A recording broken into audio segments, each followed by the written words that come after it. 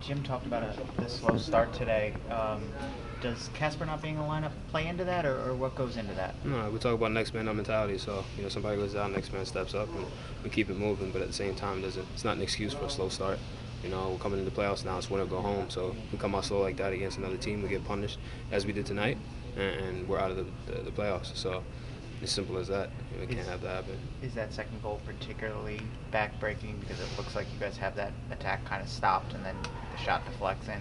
Yeah, I mean, of course, it's one of those goals. You can't do much about it. That's the sport we play. It happens, but at the same time, we have to be more clinical and be more together, especially in our press. They break our press several times in the first half, and now we're left in vulnerable situations. So it was sloppy on our half, and in the second half, I thought we came out stronger with more intensity, started fighting more.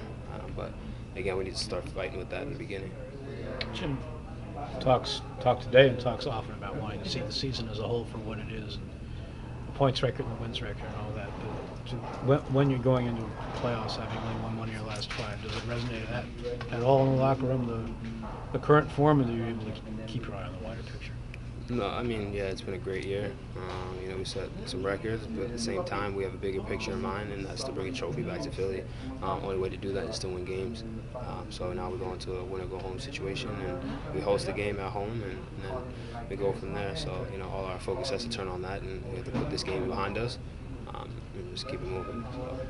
The regular season last year ends with back-to-back losses, the last one against NYC. On paper, it's a little similar. Does it feel any similar, or does it feel different than maybe the feeling you guys had leaving NYC last year and after that last regular season game, or are there any similarities there? I would say it's a new year, so we start the year with a clean slate, and I don't think they can carry anything from last year to this year.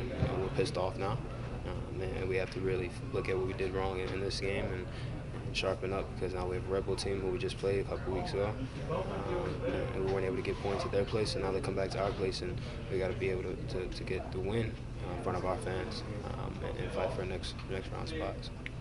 In between now and then, you're going down to the USC 23s for a few days of training camp. How do you treat that, knowing that you want to make a good impression?